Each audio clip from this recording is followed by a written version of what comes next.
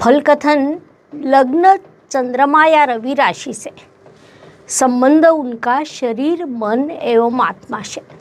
नमस्कार, मैं astro गुरुमा doctor ज्योति जोशी आप सभी ज्योतिष प्रेमियों का स्वागत करती हूँ।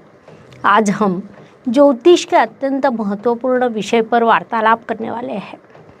वह विषय इतना महत्वपूर्ण है कि केवल ज्योतिष प्रेमी ही नहीं, ज्योतिष के अध्ययन करता एवं ज्योतिषों को भी बार बार सताता रहता है। वह विषय है कि फल कथन लग्न राशि, चंद्र राशि या रवि राशि, इनमें से कौन से राशि से करना चाहिए या भविष्य कौन से राशि से करना चाहिए। इन तीन राशियों में से किसे अधिक महत्व देना चाहिए, इस प्रश्न को लेकर अध्ययनकर्ताओं के मन में संभ्रम निर्माण होते हैं। इसीलिए मैंने इस विषय पर संशोधन कार्य कर कुछ निष्कर्ष निकाले हैं। उन्हें आज मैं आपके सामने रखने वाली हूँ। इसीलिए आज का भाग अत्यंत महत्वपूर्ण है, उसे अंत तक देखें।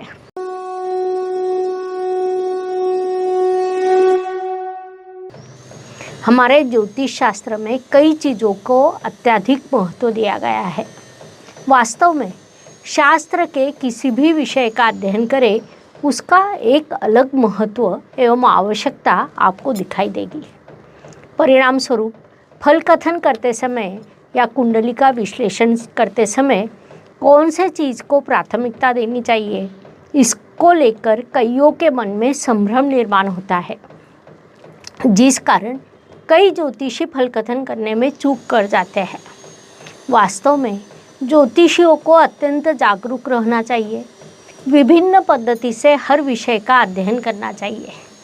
जहाँ अवसर मिलेगा वहाँ से सीखना, यह अत्यंत महत्वपूर्ण विभाग यहाँ आता है।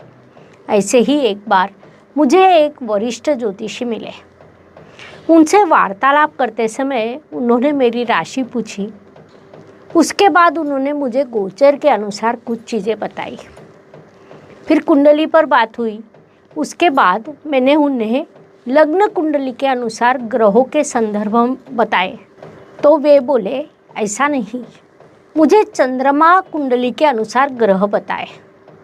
उस अनुसार फिर उन्होंने फल कथन किया।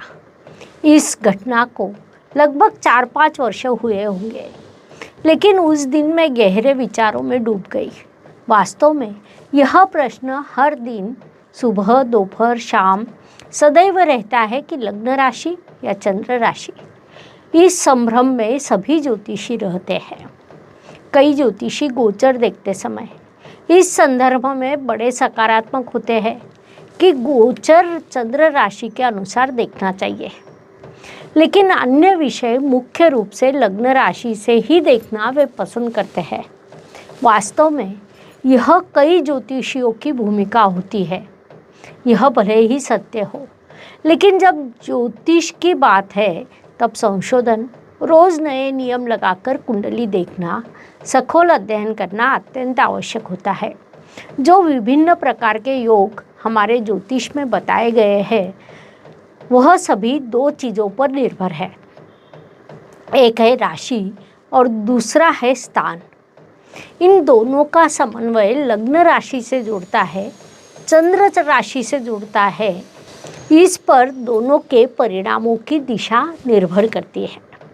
यहाँ मेरी स्वतंत्र राय समझे या अनुभव समझे, उस दिन उन ज्येष्ठ ज्योतिषी से जो ज्ञान मुझे मिला, तब से मैं अधिकतम चंद्र राशि से आने वाले योगों को प्राथमिकता देती हूँ। उसके बाद लग्न राशि से आने वाले योग और अंत में रवि राशि से आने वाले योगों को देखती हूँ। आज हम इसी विषय पर वार्तालाप करने वाले हैं। पंच महाभूतों से बने इस शरीर में 3 महत्वपूर्ण विभाग आते हैं, लग्न, चंद्र और रवि। लग्न का अर्थ आपका शरीर, चंद्र का अर्थ आपका मन और रवि का अर्थ अर्थात आपका आत्मा होता है। कोई भी घटना जब होती है तब इन तीनों से प्रतिक्रिया आती है। साथ ही ज्योतिष का अर्थ मूल घटना नहीं, बल्कि घटना पर आने वाली प्रतिक्रिया अर्थात उस व्यक्ति पर होने वाला परिणाम होता है, उस अनुसार भाग्य एवं कर्म का अर्थ व्यक्ति का आज का जीवन होता है। यहाँ भाग्य और कर्म इस विषय पर लगातार वार्तालाप होती है। भाग्य द्वारा घटना होती है और कर्म द्वारा उस पर प्रतिक्रिया आती है, उसके बाद परिणाम सामने आते हैं। इसीलिए कर्म का बड़ा महत्व है। कोई भी घटना जब एक ही समय पर कई लोगों के साथ होती है तब सामने आने वाले परिणाम विभिन्न प्रकार के होते हैं। कई व्यक्ति ऐसी स्थिति से भयभीत होकर शांत बैठ जाते हैं। मेरी जानकारी में एक व्यक्ति है जो बड़ा कर्तृत्ववान है। एक दिन जब उसे पता चला कि उन्हें हृदय से संबंधित समस्या है, जिस कारण वे भयभीत हो गए, वहाँ से एक ओर वे अपने स्वास्थ्य का अधिक ध्यान रखने लगे और दूसरी ओर उन्होंने स्वयं को शून्य तक पहुँचा दिया। अर्थात अपने स्वास्थ्य का ध्यान रखना अत्यंत आवश्यक है, लेकिन ध्यान रखते समय कहीं न कहीं एक समतोल रखना आवश्यक होता है। दूसरा एक व्यक्ति है, उसे भी पता चलता है कि उसे हृदय से संबंधित समस्या है। उस अनुसार वह डॉक्टर के पास जाता है, उचित उपचार लेता है और पुनश्च काम को लगता है। उसके बाद गत 5 वर्षों से वह प्रसन्नता से जीवन व्यतीत कर रहा है। महत्वपूर्ण बात है कि वे दोनों व्यक्ति एक ही क्षेत्र से संबंधित है।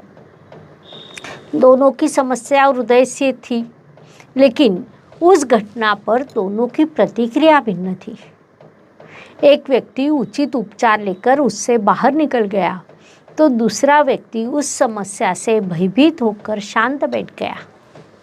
1.5-2 वर्ष हो गए, उसने ना ऑपरेशन किया ना कोई उपचार लिया, जिस कारण उस समस्या का वह अभी भी सामना कर रहा है।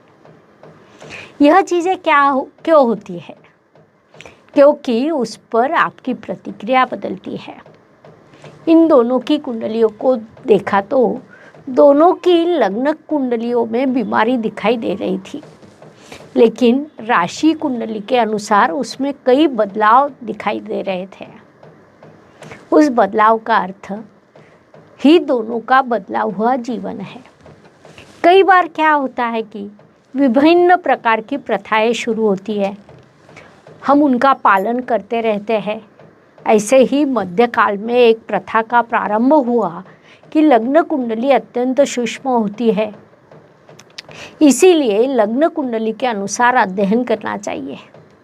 यह प्रथम कब और कहाँ से प्रारंभ हुई यह कोई बता नहीं सकता, लेकिन सच कहे तो लग्न कुंडली सूक्ष्म नहीं होती। उसका उदाहरण देना चाहे तो किसी जातक के कुंडली में मानो हंस राजयोग हो, गुरु महाराज स्वराशि में, उच्च राशि में, केंद्र स्थान में अर्थात प्रथम, चतुर्थ, सप्तम या दशम स्थान में हो, तो कुंडली में हंस राजयोग का निर्माण होता है, जो पंच महापुरुष योगों में से एक अत्यंत महत्वपूर्ण राजयोग माना जाता है। ऐसा राजयोग किसी के कुंडली में है और उसका जन्म यदि 10 से 12 के अंतराल में हो, तो आने वाले 1 महीने में जन्म लेने वाले हर बच्चे की कुंडली में हंस राजयोग दिखाई देगा। वास्तव में एक चंद्रमा को छोड़ दिया जाए तो शेष सभी ग्रह उसी स्थिति में करीब करीब दिखाई देंगे। इसके विरुद्ध जैसा हमें पता है कि चंद्रमा हर 2.25 दिन में राशि परिवर्तन करता है, उसके अनुसार सभी ग्रहों की स्थिति में बदलाव होता है। मुख्य रूप से चंद्रमा का स्थान बदल जाता है और हम चंद्रमा से ही कई चीज़ों को देखते हैं, इसीलिए वहाँ हमें सूक्ष्मता दिखाई देती है।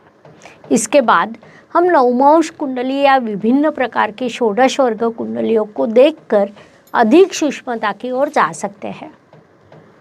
रवि कुंडली भले ही 1 महीने में बदलती हो, लेकिन उसका उपयोग हम मुख्य रूप से कुछ चीज़ों के लिए करते हैं, क्योंकि रवि को हम आत्मा, प्रतिष्ठा, सरकार का कारक मानते हैं। इसीलिए रवि कुंडली का प्रभाव 1 महीने तक रहता है, अर्थात उस महीने में जन्मे बच्चों की कुंडली में रवि उसी राशि में रहता है, जिस कारण उस प्रभाव के कारण यदि हम कुंडली को देखते हैं तो रवि के कारकत्व के अनुसार हमें उस कुंडली का विचार करना चाहिए, तभी वह उपयोगी हो सकती है। संक्षेप में ज्योतिषियों ने गोचर, योग, घटना, जीवन के नक्शा के लिए कुंडली देखते समय 60% चंद्र राशि, 30% लग्न राशि और 10% रवि राशि से देखना चाहिए। ऐसा करने पर ही उनको उचित प्रभाव का पता चलेगा। इसके लिए डिस्क्रिप्शन बॉक्स में मैंने विभिन्न योगों के नाम लिखे हैं, जैसे पंचमहापुरुष योग, शंख योग, पापकर्तरी योग, ऐसे विभिन्न योगों के नाम मैंने लिखे हैं। आप अध्ययन के लिए कम से कम 10 कुंडलियों को ले, उनमें 3 टेबल बनाने हैं। उन टेबल्स में लग्न राशि, चंद्र राशि और रवि राशि को लिखना है। फिर 10 कुंडलियों में से कितने कुंडलियों को वे योग आते हैं यह देखना है। साथ ही वे कितने फलद्रूप होते हैं इसे भी देखना है। इस अनुसार सभी अध्ययनकर्ताओं ने यह संशोधन किया। 10-10 कुंडलियाँ जो आपको पता है, जिनका आपने अनुभव लिया है, जिनके कुंडलियों के योग आपने फलद्रूप होते हुए देखे हैं, उन्हें लेना है ताकि उस पर संशोधन कर सकते हैं। लग्न राशि से कितने रिजल्ट आते हैं, चंद्र राशि से कितने और रवि राशि से कितने रिजल्ट आते हैं, इस विषय पर जब मैंने संशोधन किया था तब मैंने लगभग 270 कुंडलियों का अध्ययन किया। उनका भविष्य मैंने देखा। वे जातक कुछ वर्षों तक मेरे संपर्क में थे। यह संशोधन करने के बाद मैंने निष्कर्ष निकाले कि चंद्र राशि से 60%, लग्न राशि से 30% और रवि राशि से 10% इस अनुसार जातक पर प्रभाव पड़ता है। संक्षेप में, जो ज्योतिष के अध्ययन करता है, जो ज्योतिष क्षेत्र में कुछ नया करना चाहते हैं, केवल उन्हीं के दृष्टिकोण से यह वीडियो मैंने बनाया है। इसीलिए आपने भी ज्योतिष का अध्ययन करते समय इन सभी नियमों को देखना चाहिए, यह मेरी अपेक्षा है। धन्यवाद। शुभम भवतु। जय ज्योतिष। ज्योतिष का अध्ययन तथा शास्त्र की शास्त्रीय तरीके से पढ़ाई करने के लिए मेरी 2 किताबें प्रकाशित हो चुकी है, उनका अवश्य लाभ लीजिए। Please like, share and subscribe the channel. और हाँ, बेल आइकॉन दबाना ना भूलें। धन्यवाद।